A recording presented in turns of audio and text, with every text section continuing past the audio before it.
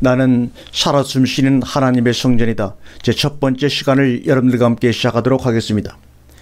고린도전서 3장 16절과 17절 말씀을 근간으로 해서 주시는 은혜를 나누도록 하겠습니다. 정상적인 지혜와 정상적인 세상이 있습니다. 그리고 예수님이 이끄시는 세상과 지혜가 있습니다. 예수님이 누군지 모르는 자들이 세상에서는 정상인입니다. 그러나 예수를 따르는 자들은 비정상입니다. 기존의 해답을 거절합니다. 상식을 때로는 파괴합니다. 한마디로 그리스도인들은 정상으로 살 수가 없습니다. 왜요? 하나님의 영이 우리와 함께 하시는데 정상으로 살 수가 있다면 그것이 가능한 것입니까? 로마서 8장 11절에 예수를 죽은 자 가운데서 살리신 이의 영이 너희 안에 거하시면 너희 죽을 몸도 살리시라고 분명히 말씀하고 있습니다. 예수 안에 사는 사람들은 예수를 죽은 자 가운데 살리신 이 영이 우리 안에 거해서 그 영으로 인해 사는 사람들은 열광과 감격으로 살 수밖에 없으며 새로운 창조적인 생각들을 이 땅에 많이 드러낼 수밖에 없습니다. 그래서 일단 그리스도의 제자가 되면 더 이상 정상으로는 만족할 수가 없습니다. 그리스도인들은 다가오는 세계의 지혜의 일부가 됩니다. 하나님의 영을 약한 육체 가운데 보내시어 육화시킨 것이 바로 십자가의 사건입니다. 마찬가지로 우리가 걸어가는 십자가의 길이는 성령이 우리 육체 가운데 들어오셔서 육체로 표현되지는 참 영성이요 성전의 삶입니다. 오늘날 교회의 최대 문제는 무기력한 정상 상태입니다. 그리스도인들은 세상을 정상적인 관점이 아닌 예수님의 눈으로 보도록 부름을 이 땅에서 받은 자들입니다. 우리가 투영된 하나님의 모습이 지옥을 자극하기 때문에 사단은 가장 강력한 무기로 우리를 공격합니다. 생각으로, 마음으로, 배우는 것으로만 느끼고 생각하고 살아라. 그러면 됐지. 굳이 그것을 몸으로 표현하고자 그렇게 고생을 하나? 아무도 이해 못하고 오해만 할 텐데 왜 쉬운 길은 놔두고 능력도 환경도 안 되는 네가 나서서 그 길을 가려고 하니? 아마 그것은 하나님의 뜻이 아닐 거야. 한 번 더 생각해 보겠니? 이것은 분명한 사탄의 목소리입니다. 세상과 육신 뒤에는 더 악랄한 적이 숨어 있습니다. 우리가 거의 입에 담지 않고 정할 준비조차 되어 있지 않은 적입니다. 우리는 지금 그러한 세상에 살고 있습니다. 우리가 주변에서 목격하는 지진, 허리케인, 기름재난, 테러 등 재난들, 그리고 우리를 향한 매몰찬 공격들과 관계 있는 영적 전쟁이 치열하게 벌어지는 최전선에 여러분과 제가 살고 있습니다. 이제 우리도 그 전쟁에 참전할 준비를 해야 합니다. 사람의 손길이 닿지 않는 안개만 피어오르는 곳, 낯선 땅을 떠나 동방의 에덴을 창설하시고 아담을 거기에 두었습니다. 그러나 이미 평온한 낙원에 대영적 전쟁의 기운이 도사리고 있었습니다. 아담과 화를 기다리는 뱀, 즉 사탄이 있었습니다. 이때부터 창세기 1장 28절의 말씀이 이루어져 갑니다. 생육하고 번성하고 땅에 충만하라. 땅을 정복하라. 모든 생물을 다스리라. 그러시면서 주님께서 심히 좋았더라고 말씀합니다. 이는 여섯째 날이니라. 창세기 3장 23절에 하나님이 에덴에서 그를 내보내어 그의 근원된 땅을 갈게 하시니라. 에덴 안에서도 사탄에게 당했는데 거기서 내보내면 어떤 일이 발생할까요? 상상이나 되십니까? 모든 것이 준비가 되어 있고 모든 것이 보호가 되어 있는 그 에덴 안에서도 사탄에게 우리가 미혹을 당하고 우리가 당해버렸는데 거기서 바깥으로 쫓겨난 우리의 삶이 어떤 일이 기다리고 있을까요? 그렇다면 분명히 하나님의 대책은 무엇인가? 왜 그러셨을까? 우리는 한번 조용히 개인적으로 묵상을 해볼 필요가 있습니다. 그 사탄들과 맞붙어 싸울 용사, 전사를 하나님은 원하셨습니다.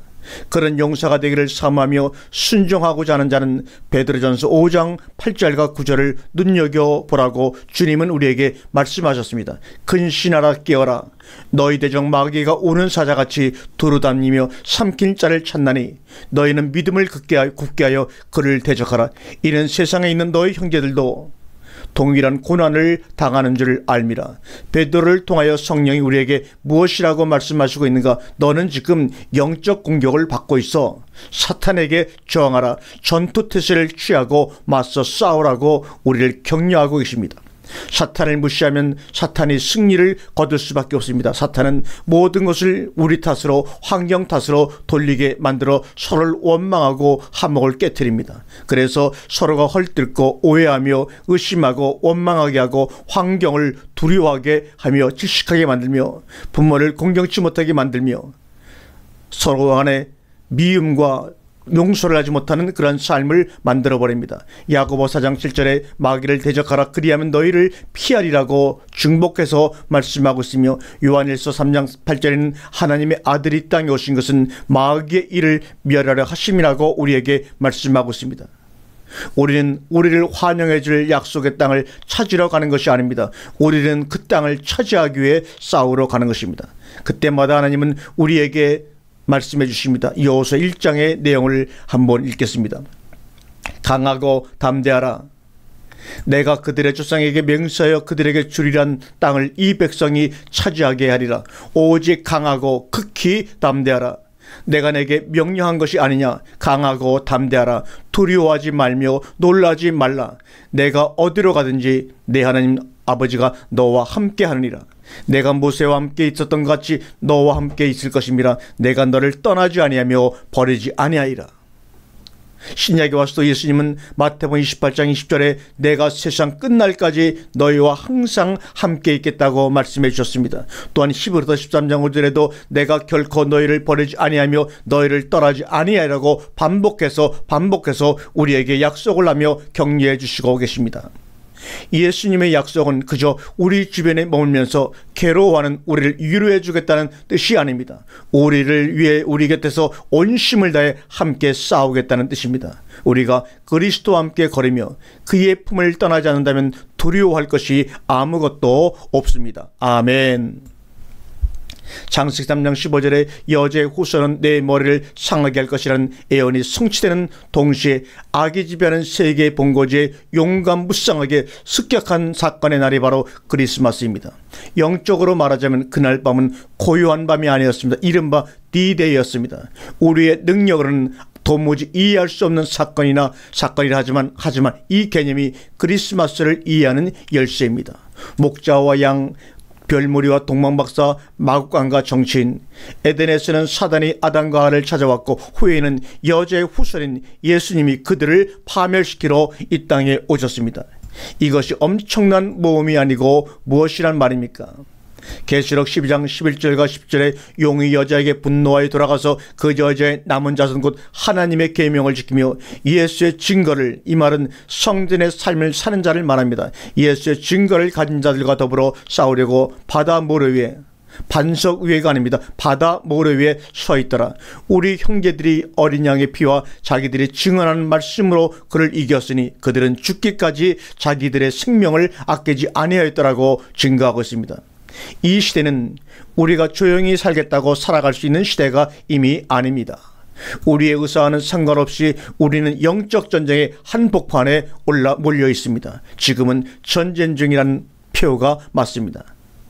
이럴 때 가장 큰 계명은 마음을 다하고 정성을 다하고 뜻을 다하여 주 너의 하나님을 사랑하는 내면으로의 순종이 필요합니다. 하나님을 향한 큰 사랑은 창세기 1장 28절의 말씀을 이행함으로 겉으로 드러났습니다. 생육하고 번성하여 땅에 충만하라.